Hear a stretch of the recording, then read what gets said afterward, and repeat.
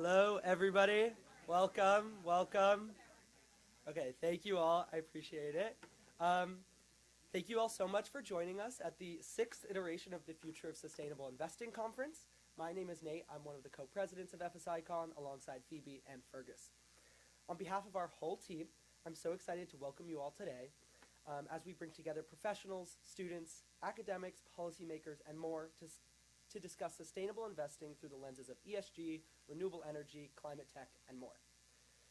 FSIcon was first established in 2019 by a group of Brown undergraduate students who had a vision of creating a forum for discussion between students and professionals on what the future of sustainable investing should look like. In an era defined by constant change in business and politics, this conference aims to seize the essence of this change and channel it into momentum. We hope that every person here gains the knowledge and connections to become drivers for meaningful change in the world. At FSIcon, we aim to discuss how to continue to grow this momentum with the help of today's amazing speakers that are the driving forces of this progress. We hope that the students in the audience today, myself included, go into the workforce being aware of the social and environmental impact of their actions. It is up to our generation to make influential decisions throughout our lifetime to impact tangible change, engaging and challenging the future financial and political leaders, and designing the future of sustainable investing. We would like to thank first and foremost our amazing team of 36 undergraduate students who have dedicated immense amount of time and effort to put this conference together for you. Today would not be possible without them.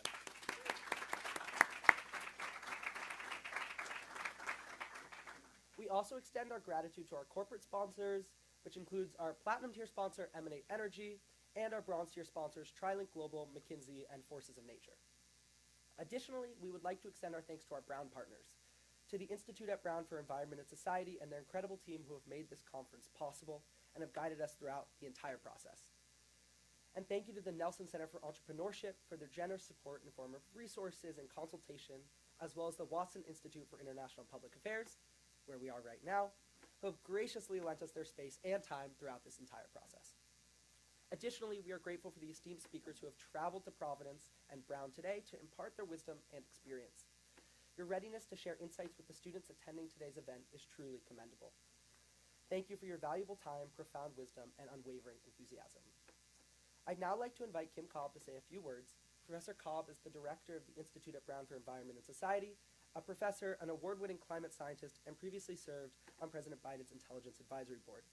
She has worked tirelessly to advance the Institute's commitment to studying the interactions between natural, human, and social systems, and preparing future leaders to envision and build a just and sustainable world. Kim, thank you for all of your support.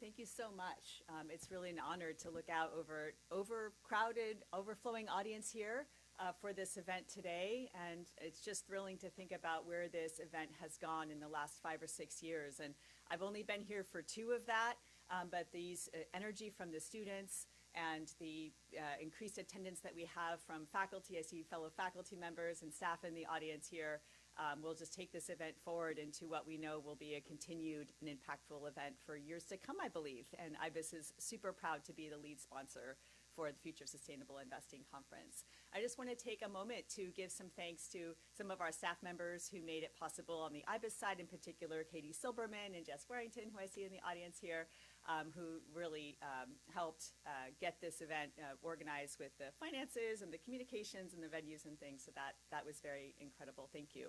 And really, I want to give a moment of gratitude to the students and the organizing committee who have been working over the whole year, meeting with me and with many other people to make this happen. And when I first got to Brown 2 years ago, these were some of the first students who were banging on my door, saying, this is a thing here at Brown. You're walking into this momentum. We want to work with IBES. We'd like your partnership. We'd like to make it bigger. And by the way, we'd like you to anchor a whole program in sustainable investing and finance at Brown. And this was in part led by Ricardo Bayan, who's been a champion for the student-led initiatives over his time here at Brown, part of our faculty. And in way, the momentum from the students and Ricardo's quiet advocacy was really the reason why we chose to lean into this space with the hire of our first faculty professor of practice, Mark Tracy, who I see back there, professor of practice in sustainable investing and finance here at Brown. So let's give a round of applause for all of that incredible momentum that has brought us to this moment. So if you're interested in taking formal classes in this space, we were offering one right this semester. Every semester we're offering something in IBES so that students can get a broader view of what's going on here, meet some of the people that are working at the forefront of this field, and start to envision what it might look like for them to engage as change agents in this space. So bringing us all the way into the present, I wanted to, of course, we have Tom Steyer anchoring this conversation today, but to give some broader perspective from my perspective as a climate scientist as to where we find ourselves in this moment. We face numerous hurdles and challenges on our path to a climate-stable future. We have near-term challenges related to what's going on in DC. We have economic challenges that may be making it harder for entities to lean into the work and the policy landscape eroding out from under them as well. Governance being challenged in everywhere across the federal, state, and local levels in this moment. This is going to be a moment where we'll look back on in history and ask ourselves, how did we respond to this moment? How can we keep the perspective of the long view, which is the march towards our climate stable future, close at heart and close in hand on our day-to-day lives, and how we envision what can happen in the next 5, 10, 20 years while all of it's going down on our watch right here, right now. And so when I think about the work in front of us, I think about the opportunities that we have for Brown to lead in this space and to lean into the futures that all of you have as the next generation of leaders in this space to inspire, equip, and empower you to get that work done and work together. And so that's what really this is about today. It's about a way for us to come together around what we know is a critical lever for change in the corporate and larger scale economic landscape, where if we can't call ourselves into a teamwork within the space of the economic levers and market levers that we have, we know we will fail, right? And so this has to be a part of the solution set, and IBES has an all-of-the-above approach to the solutions, the systems-level problems that we face, and I'm really committed to seeing this through both in building out a robust program and in making sure that we are cultivating professional development opportunities for our students, for example, in the form of the Climate Career Fair that we just had. I know I saw many of you in the room that day. And beyond your graduation time, to think about how we're leveraging our vast alumni network, many of whom are in the audience today and playing a role in the speakers here. So this is a long-term commitment for IBES, for Brown, and I know it's a long-term commitment for everybody in this room. I want to just thank Tom Steyer for making the long trip from the West Coast, for gracing us today with his thoughts on where we're going to. I'm looking forward to an inspiring keynote. Thank you.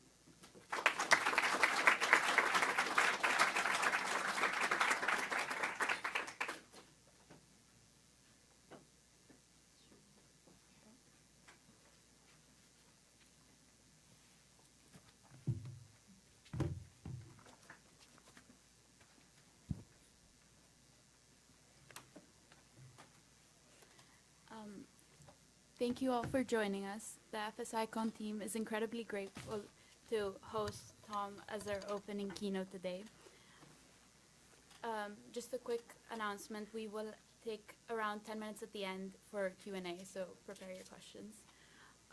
My name is Phoebe, and I'll be the moderator of today's conversation. I'm one of the co-presidents of FSIcon and a senior at Brown studying econ and public health. Here with us is Tom. I'll provide a brief introduction for those of you who don't know him, but Tom is the founder and co-executive chair of Galvanized Climate Solutions, a climate-focused global investment firm. He is also a New York Times bestselling author with his book right here, Cheaper, Faster, Better, How We'll Win the Climate War, in which he wrote in May 2024. After his MBA from Stanford, he founded Farallon Capital Management, a San Francisco-based hedge fund that pioneered the strategy as absolute return investing, which grew to $36 billion in assets under management. In 2012, though, he left his firm to devote his time, money, and energy to climate issues. He was also a 2020 Democratic presidential candidate with a campaign centered around addressing climate change. Tom, thank you so much for joining us today. I'm very excited for our conversation. So, Phoebe, thank you guys very much for having me. Kim, thank you very much. It's an incredibly beautiful day here in Providence. I'm incredibly happy to be here, and I'm looking forward to the conversation. So the more of a conversation that it is, the happier I'm going to be. So I guess to start our conversation, I would love if you could walk us through your journey from founding Farallon Capital to your current role with Galvanize Climate Solutions. What ultimately led you to leave Farallon in 2012 to focus on climate activism? So I have about the most standard finance background you could possibly have in this world. I went to Yale. My experience of Brown was coming here to play Brown in soccer. At that time, Brown had a top 5 in the country soccer team, just so you know. So that wasn't always the greatest experience of my life. I was the captain of the Yale soccer team, which was a super fun thing to do. I went to work at Morgan Stanley as an analyst in the second year when there were very few people doing it. I went to Stanford Business School. I worked at a great firm called General Atlantic. In the summer between business school years, I spent 2 years at Goldman Sachs working in a 5-person group under Bob Rubin, who is still a friend of mine and became Secretary of the Treasury. And then I started my own business going back to California and ran it for 27 years.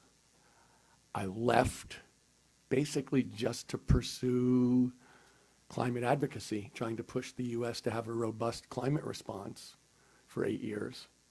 And in 2021, I started with an old friend and partner of mine named Katie Hall, a firm to invest multi-strategy in the energy transition, feeling like it was a huge tailwind for investment, but also that it was something where we could have domain expertise and do it differently from everybody else. And hopefully that's what we're trying to do, and I'm sure we'll talk about it a little bit.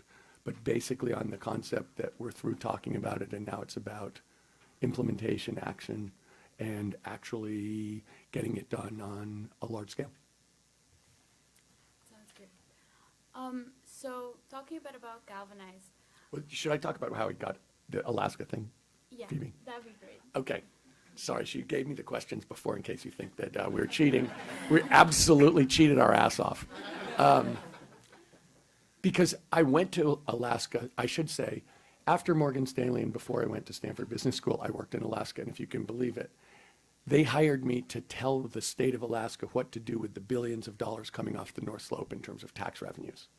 I was 24 years old, and they wanted me to come up with the ways to develop Alaska. Like, what can we build? What are the roads? What are the bridges? What are the resorts in Alaska we should build? So at the end of the summer, being 24 years old, I said, there's nothing to build. You know, you're going to have tons of money, put it in the bank, and save it for when the oil runs out so you're not poor. And the guy who hired me, I literally thought was going to punch me in the meeting. He literally, I could see him thinking I should just pop this guy. He didn't. And in fact, they started the permanent fund and they pay a dividend. Now, if you're in Alaska, every man, woman, and child gets free money from the government for being an Alaskan citizen. And that's the way they have political buy-in to not spending the money, but putting in the bank for the future. So they, in effect, have a sovereign wealth fund. But I love the out of doors.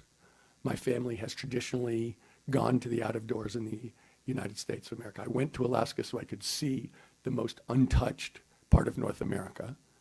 And then I took my family there in 2006 so they could see what eagles and moose and bears and salmon and all the flora and fauna look like. And we could see it melting. And so, of course, I'd read about it, but when you actually see it, it was like, oh, dummy, this is amazing. And so we went back to San Francisco and sat around the kitchen table and decided, well, maybe we can make other people aware of it. And I tried a lot of things to think about how do we solve this problem? Like, America's good at solving problems. Why don't we try and activate the strengths of America? Which we started with investment in 2007, and that actually has turned out to be, I think, super successful. And then I did a whole bunch of other things, and then I came back to investment. And that's what I'm doing now. Thank you for sharing that. Since you brought up investing, I kind of wanted to ask you, as the co-chair of Galvanize, how do you determine what companies to invest in, especially when it comes to early seed venture funding? Like, what is your strategy there? So early seed venture investing, in my opinion, is not black magic. It is not wizardry. We have a very simple formula, because when you think about it, there are only three things that you really know. The one thing you know about an early stage company is whatever they think is going to happen is not what's going to happen, for sure. Because the world is going to change and they're going to discover what their actual business is, and they will not know at the outset, even if they think they do. So for instance, at Farallon, we totally changed over and over and over and over again. And everybody else does too. So the three things that we focus on in an early stage company, Phoebe, are team, TAM, tech. So what does that mean? Team. Leadership is unbelievably important. They're going to make 1,000 decisions about how to change and to respond to the world and to take advantage and to avoid problems and solve problems.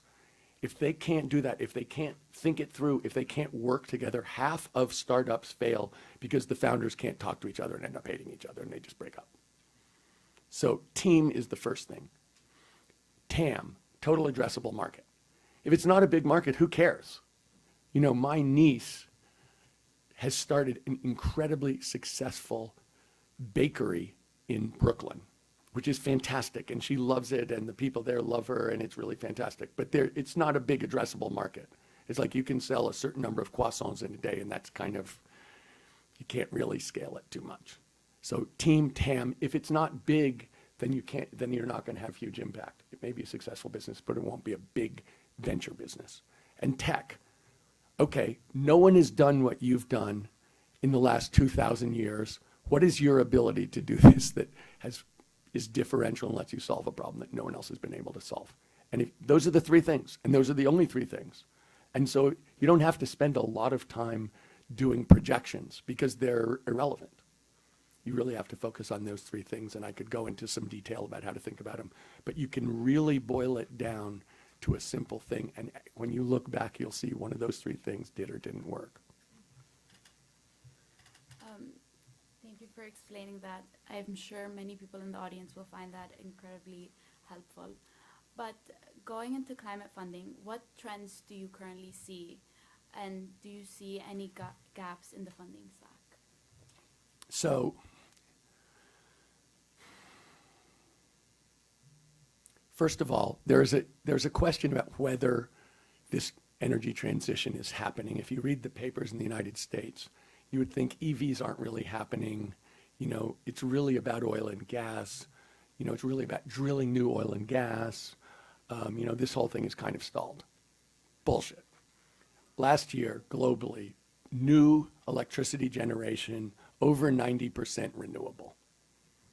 I mean, if you think about that, over 90% renewable. No one did it to be nice. As I like to say, nobody in Vietnam decided to build a solar array because they were worried about flooding in Florida. They did it because it was cheaper, over 90%. If you look at EVs, you know, 25% growth in the world, 9% in the US. China, new car sales by the end of the year was over 80% EVs or plug-in hybrids. So when you look at what's happening in the world, you look at the costs of the cars, you look at the projections of the costs of the cars, it's very hard to understand why someone wouldn't buy a $12,000 car that goes 1,200 miles on a charge. That's the world we're in. If you look at BYD, which is the big battery/EV car in China company, they are building plants all over the world because people all over the world are going to buy their cars.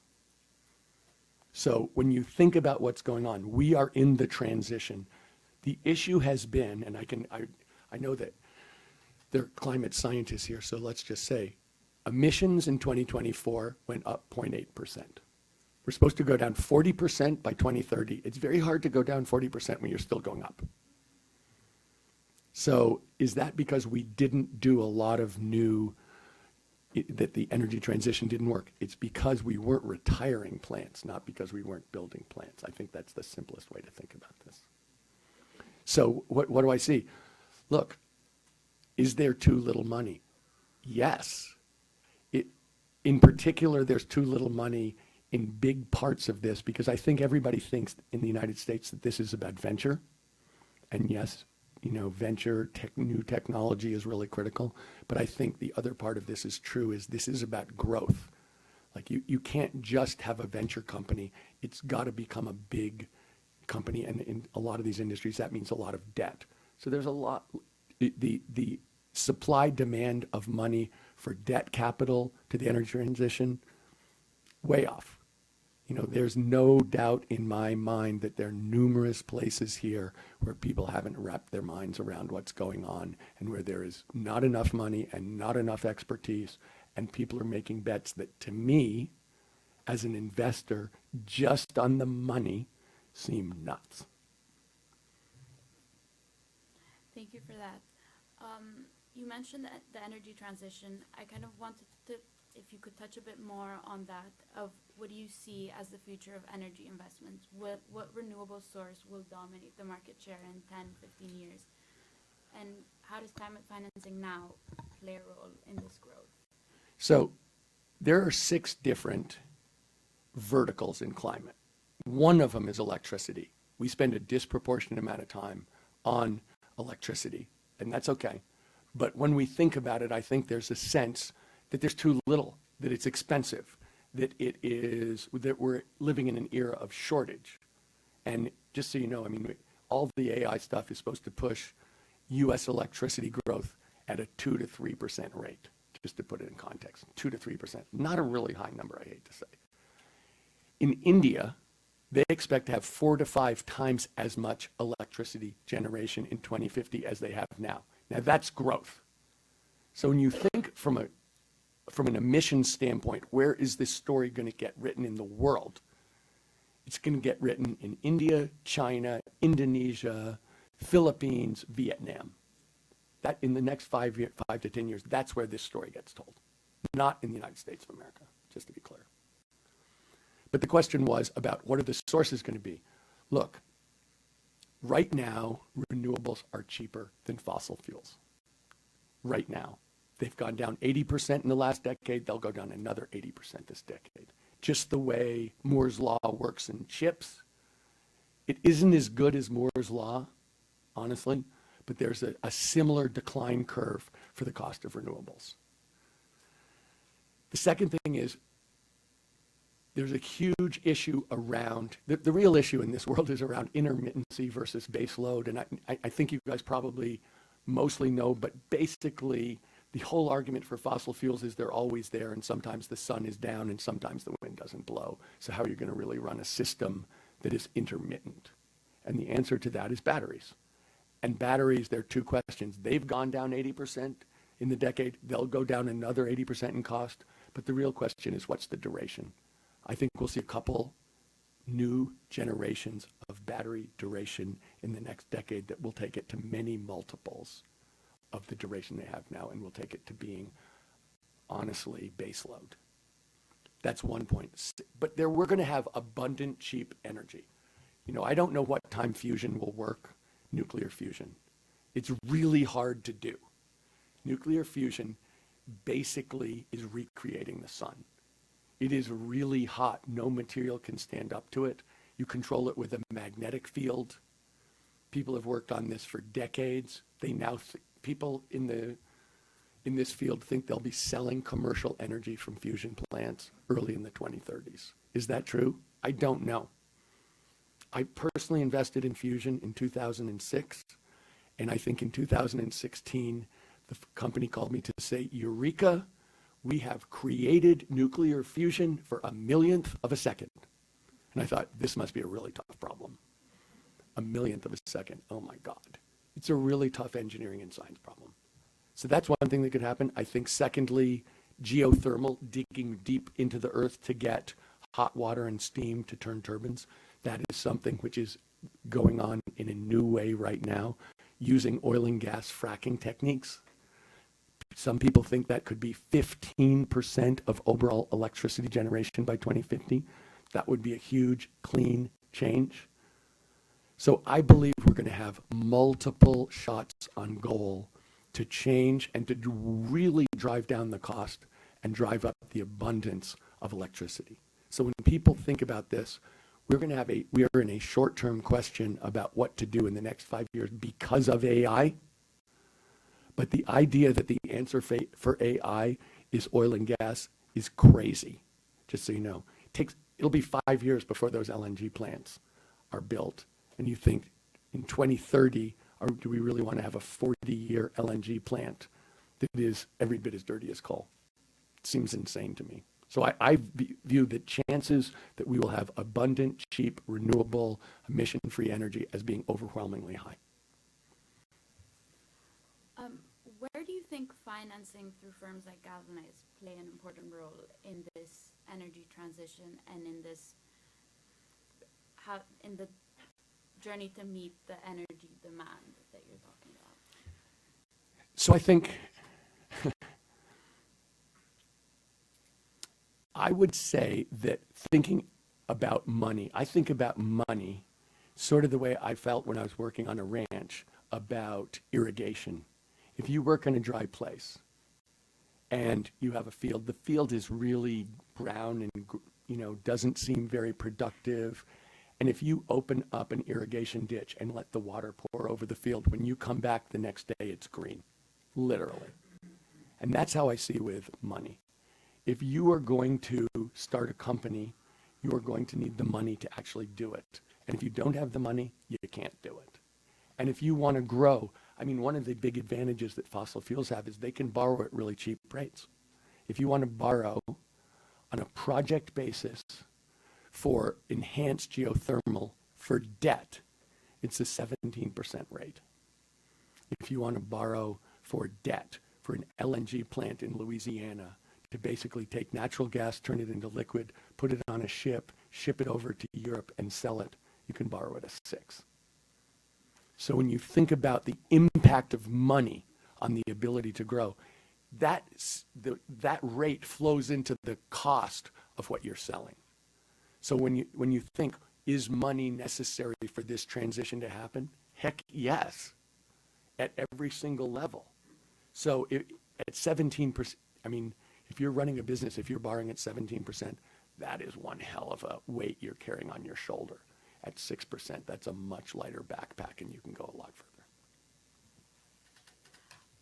So going back to Galvanize, how does your firm blend capital market expertise with climate knowledge to accelerate solutions that deliver both environmental impact and financial returns? So I am going to answer that question, but first we're going to talk about impact and returns. And that's this. There are only a couple things in this world that really scale. We're talking about a global problem about the way we generate and use energy. And that is basically, if you look at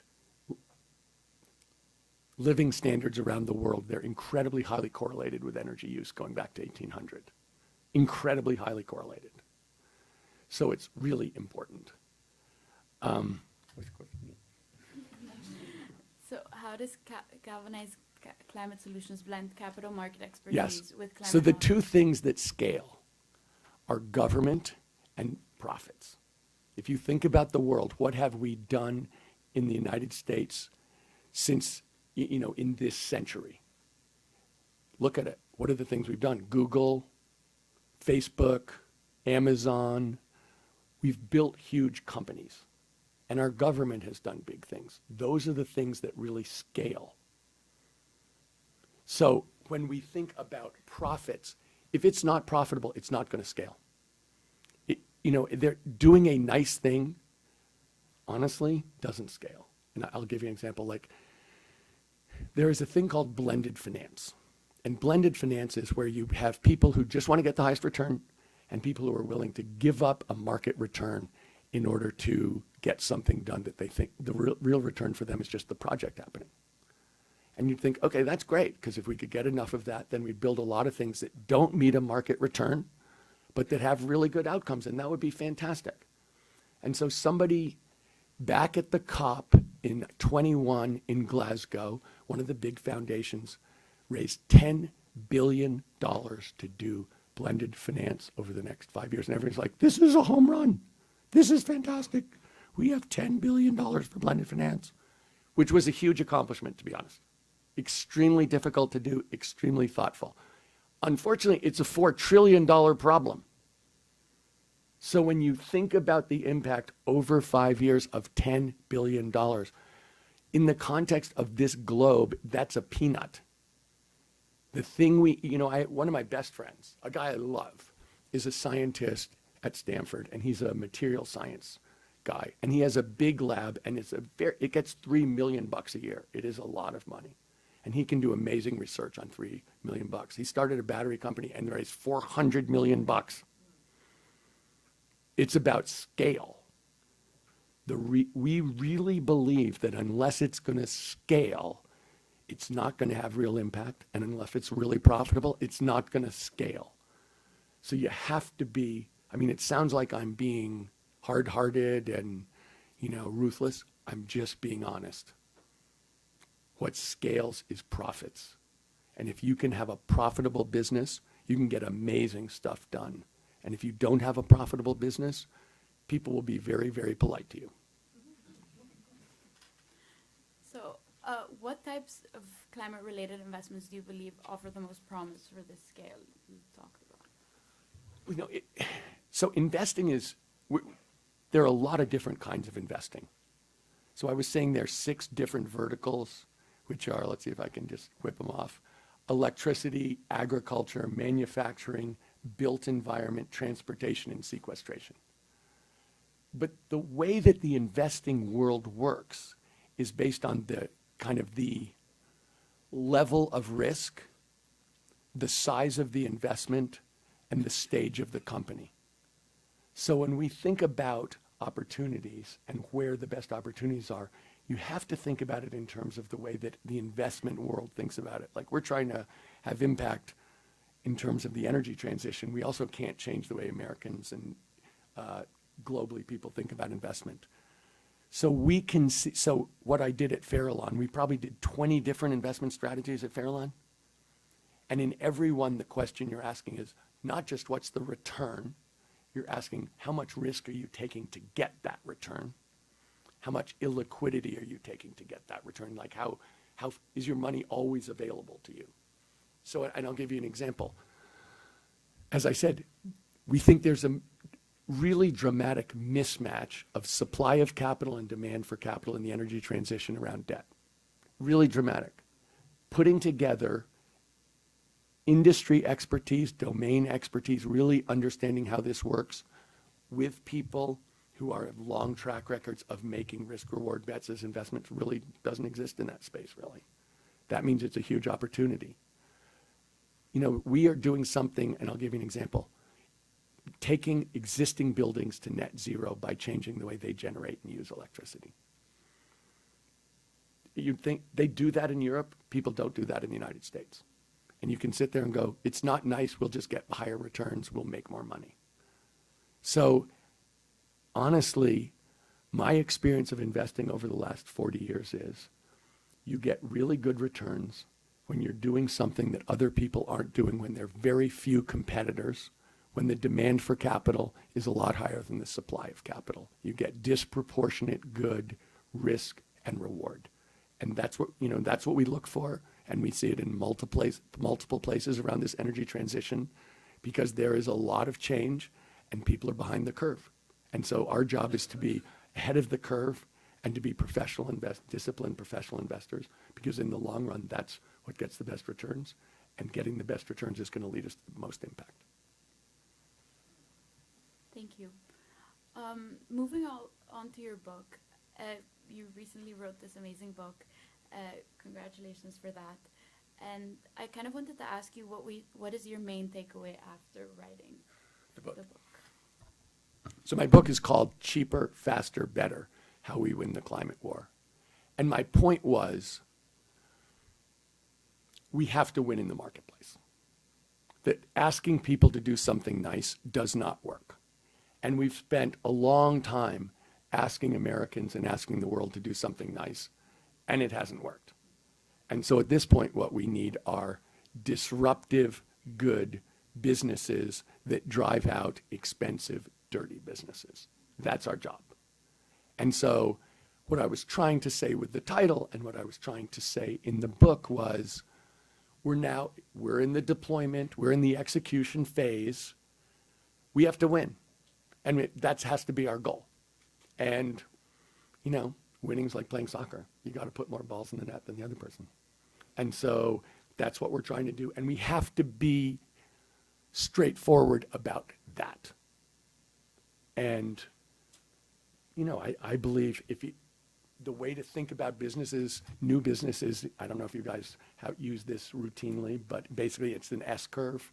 It's sort of flat when you're trying to beat the costs and the effectiveness of the existing business. And when the lines cross, it goes up in pretty much a straight line, and then it flattens out. It's an S. And in many of the businesses, we're in the straight up part of the S.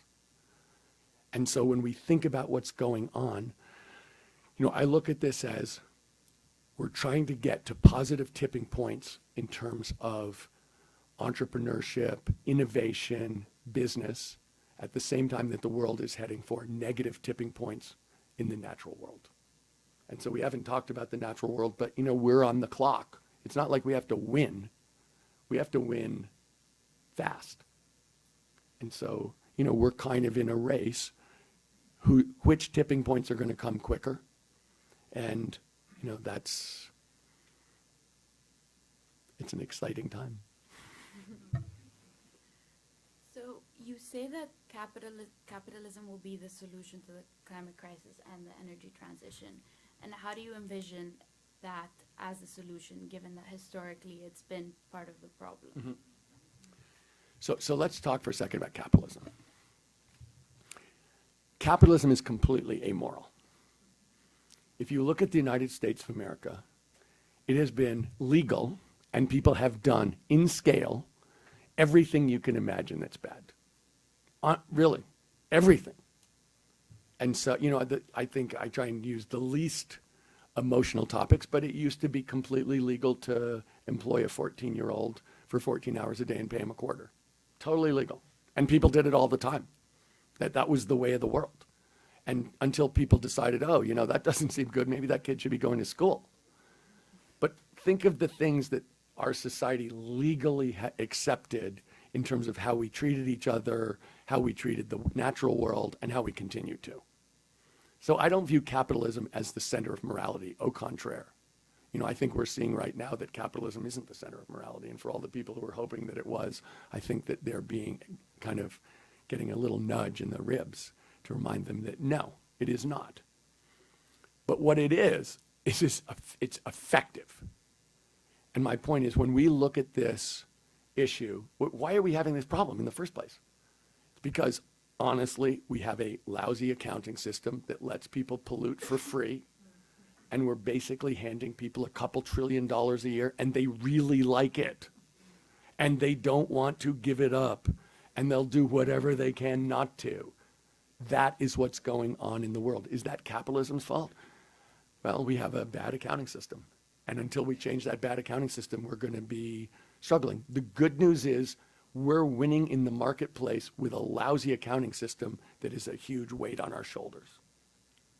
But it's causing all kinds of problems, and it's causing us to make bad decisions as a society. But I promise you, if the people in this room were making $2 trillion a year, we would all be explaining why that wasn't bad and why it should continue forever, and it's always been that way. And by the way, we just bought a couple more senators.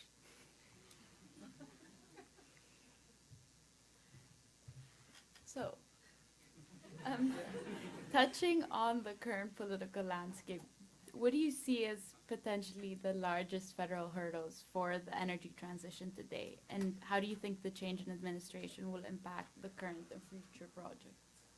So let's talk about what the administration's talking about. I mean, let's start with drill, baby, drill.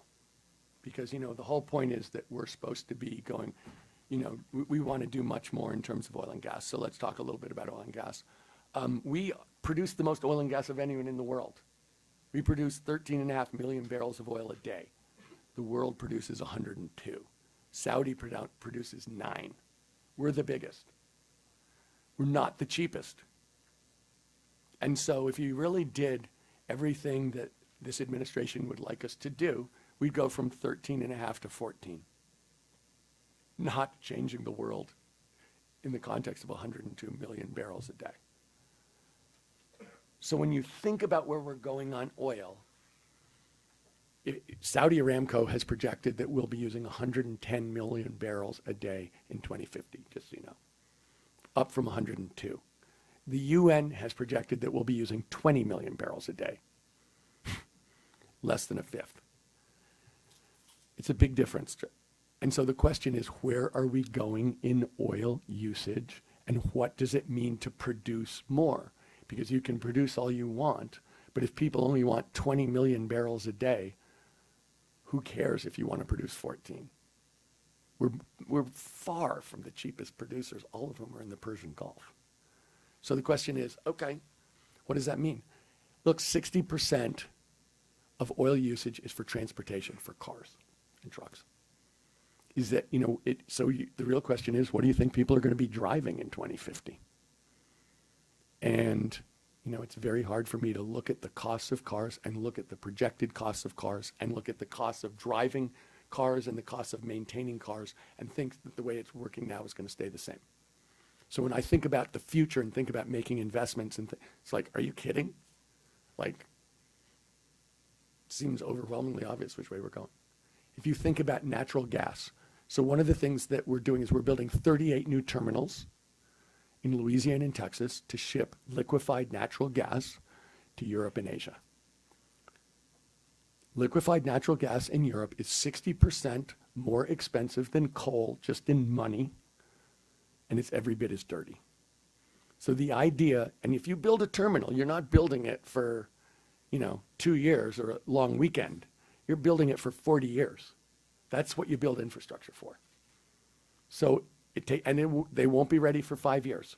So that gets you to 2070. Will we be shipping liquefied natural gas to Europe that's as dirty as coal and 60% more expensive, which is more expensive than the cost of renewables now, which will go down 80% this decade in 2070? Very unlikely. Insanely unlikely. So when you think about where this world is going, we are pushing really hard to get back to the 1950s. Which, if the last time, when is the time that we decided to go back to the old technology? I mean, how many people are thinking the future is a black and white TV? It's not the way we're going. So when we think about where we're going as a country, look, there's a question about what we do. There's not a question about what the world does. Nobody in Vietnam is going to buy something that is 60% more expensive than coal. Forget the dirty part. The dirty part is the idea that natural gas is a bridge fuel. No, false, untrue. But forget that. We're not even talking about the emissions. We're just talking about the money in a system where you're allowed to pollute for free. That's the system we're in. Does it make sense from a money basis? No. It absolutely does not. The argument is that it's available all the time, so it's up all the time, so you don't have to worry about intermittency. And what I said 15 minutes ago was, we're going to be in a world of abundant, cheap energy, and having expensive, really dirty energy as the future in Europe, which is very aware of both of those points. Seems to me to be, just on an investment basis, really dumb thing to do. And in fact, if you look at what the administration is saying, they're saying, take our natural gas or we will beat you up. It's kind of like, give me your lunch money or I will beat you up. Doesn't really work over the long term. So what is the biggest regulatory change you would make to these current processes as they stand today? So there is a really neat computer program at MIT that you can go online and use. And it basically lets you play with the energy future. You can do whatever you want. You can plant 1 trillion trees and see what happens.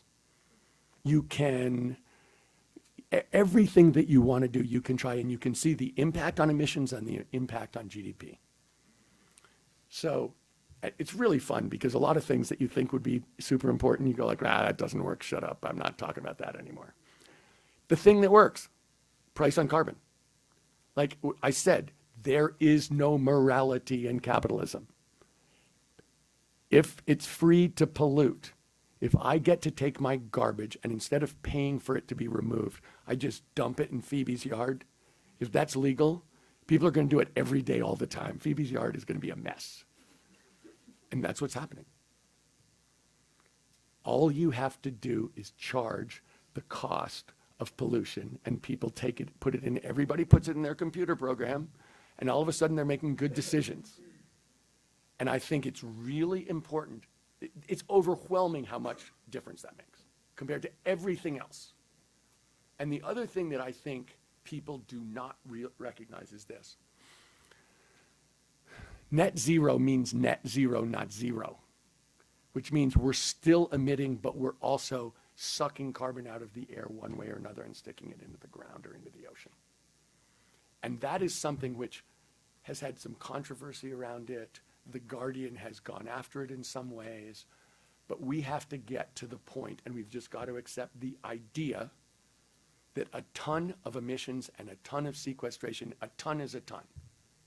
It's got a cost for emission, it's got a benefit for sequestration, and a ton is a ton. So I'll give you an example of how I think about this. I have a friend, it's a little bit of an exaggeration. I have a friendly acquaintance who's very rich, and he lives in New York. And he will take his private jet and fly to California and play a round of golf and get back on his private jet and fly home. From an emissions standpoint, that is a total frigging disaster. And the people who are paying the cost of those emissions are the people in Pacific Palisades who don't have houses anymore. They're the people in Pakistan where 35 million people were made homeless by the floods, who did nothing to warrant that. It was totally random and unfair, but it happened. Does that annoy me? Does it annoy me that the richest people in the world are basically polluting at the expense of everybody else, and particularly the poorest people? I think the people are pretty annoyed about that, and I'm pretty annoyed about that. But if you said to me, okay, I'm going to fly to California, I'm going to play my round of golf at Pebble Beach, I'm going to fly home, and I'm going to pay the cost of my pollution, I'd be like, great, have a nice day. Hope you enjoy your golf. It's like, pay up. You want to pollute, pay up so everybody else is held harmless. But until that happens, and it is disproportionately the well-to-do, the global north, not the global south, in every dimension, unless we get to that point, there is an amazing amount of unfairness in the way the system is working. And every part of unfairness that you can imagine is the part that's happening. Thank you for that. To end on a more positive note, I thought that, just pay me, I'm good. with the constant stream of concerning news, as you mentioned, about climate change, how would you advise the audience to stay optimistic regarding environmental issues, and how do you stay optimistic? Look, my experience personally is the more you know about how good the tech is, the more you know about our ability to solve this, which is incredible, the more you rest easy. Now, having said that, if you watch the climate statistics, which I don't know, the people I work with hate how obsessed I am with the climate statistics. They are really annoyed, but we definitely are in a position to do this. We are held back by an unwillingness in my mind to step up to the plate and really look into the future and see how profitable it's going to be. And I have not seen, look, I go around all the time and talk to people about investing in this transition. And, you know, one of my old friends who ran a big endowment used to say, people would rather fail conventionally than succeed unconventionally. it's really hard for people to change their frame of mind. And so I'll give you an example of this. And this is going to sound as if I'm pessimistic, but this is why I'm optimistic. So I went to a meeting with the Secretary of Energy and the 16 biggest bankers in the United States, probably a year and a half ago. Jennifer Granholm was the Secretary of Energy, and she was trying to convince these guys to invest in the energy transition. And, you know, they were all, I think all of them were building these terminals down in Louisiana and Texas to send LNG to Europe. I think all of them, and they were talking about what a great investment it was. And one of the guys was there, was a really close friend of mine from being an analyst 45 years ago at Morgan Stanley, who's a great guy, and we were really close friends then, and we're quite good friends now. He's a really nice guy. So I said, Peter, I called him out after. I said, Peter, do you know much about, you know, sort of the energy transition climate? And he goes, no. I go, well, like, you know what 1.5 C means? He goes, no. I said, you do. I promise you, you know what that means. He goes, I have no idea what you're talking about. I'm like, are you kidding me? Seriously? And he's like, no. I said, well, do you want to learn about it? And he goes, absolutely. Like, I don't want to be a jerk about this. I don't want to be a villain. I want you to tell me so we can change our business. So in all of this, I think he would look, if I said to him, Peter, this is going to cost you money, but it's going to be good in the long run for everybody else, he would definitely not do it. Definitely. But if I can say honestly with it and convincingly and mean it and be right, no, this is way, way, way better for your business. This is smart for you. You can build a real business around this. He will do it, and he'll be happy he did it for good reasons as well as for straight up money reasons. And so from my standpoint, and I'll say this is, Texas hates renewables, right? Texas hates renewables. It's an oil and gas state. They're always talking about like banning renewables and all the things they don't like and blah, blah, blah, blah, blah, blah, blah, blah, blah. Tripled their solar in the last 3 years. Have by far the most wind in the United States. Have the highest percentage of renewables in the country by far. Why? It's cheap. They're capitalists. They want to do cheap stuff. So when you think about what's going on, there's all this talk. But what people are going to do is what makes sense. And so from the standpoint of us winning this argument, like there's the argument and then there's the facts. And the facts are on our side from a straight up business standpoint. They're talking all this smack. But what we have on our side is actually the numbers. And so from our standpoint, if we're going to win the argument to get this to it, and we need to get this to accelerate, we've got to talk about the fact that that the numbers, the costs, the future, the profits are on our side. Because if you said to me, do you really think it's a good investment to build an LNG terminal to sell stuff that's going to be 60% more expensive than coal that they have in Europe and Asia, so they could just dig their own coal and it's no cleaner? I would say that's a terrible investment. Terrible investment. And you need really high utilization to make those terminals work. So it's not like you just build it and you make a certain amount of money. Really high cost. So you have to have very high utilization. I think that sounds like a terrible risk reward to me. Absolutely terrible. And I think you're going to feel good for the first couple of years, maybe. But I think the idea that you can beat people up to pay 60% more than coal, which is going to be 60% more expensive than renewables, is something, I don't know how people, why would you think that would work? It's never worked in the history of the world. It's not going to work now. What is going to work is innovation, entrepreneurship, new ideas. And that's what we've got. And so it's just a question of, can we do it fast enough to prevent the natural world from hitting tipping points that we can't control?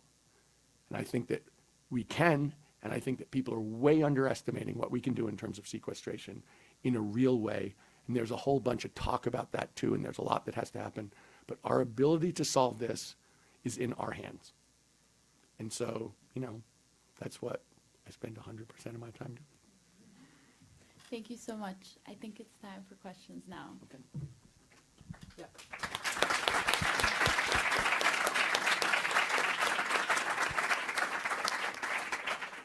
Yeah, if you have a question, I'll come with them.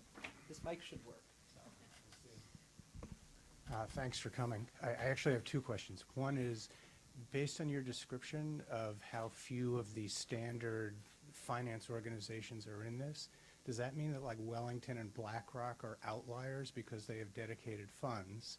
And my second question is, when you're looking at investments, are you competing with people like Breakthrough and the Bezos Earth Fund, or do you guys, I would think there's some healthy competition, but I was curious about that. First of all, we want everyone to succeed in this area. So if I ever say that we're going to succeed and no one else is going to succeed, first of all, I'd be a jerk. And second of all, that would be really self-defeating. I would hate that. Having said that, I believe there's a huge mismatch of supply and demand of capital in this area to start with. But if you've been reading the papers, and if you've been following what's going on in the world since the election about where the people who are investing in this transition have gone and how much they're on their front foot or their back foot, I think you'll see that the people who you're talking about are on their back foot. I don't know about Wellington, but certainly BlackRock has walked away from a leadership position in terms of the transition. I know they have dedicated funds, but take a look at what they've said and what they're doing. I think if you look at, in almost every one of those instances, whatever they were doing, they're not doing. So when you think about, so I had an old friend who's dead, who is a partner of mine named Warren Hellman, and he started a bunch of different investment businesses, including a venture business.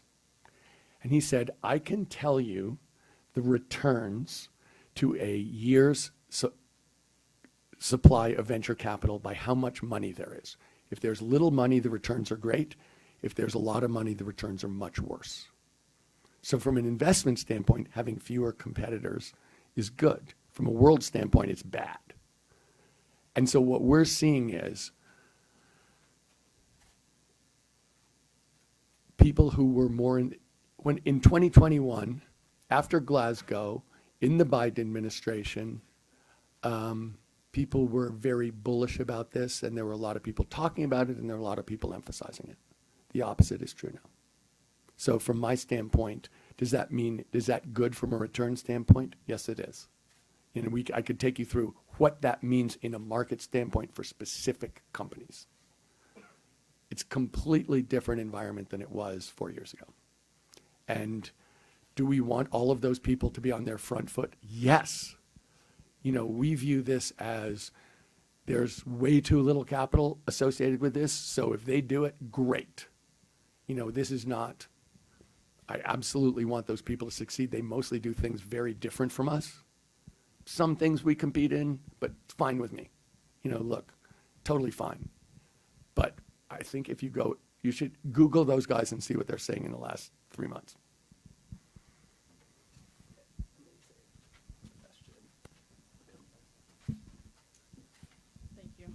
Hi.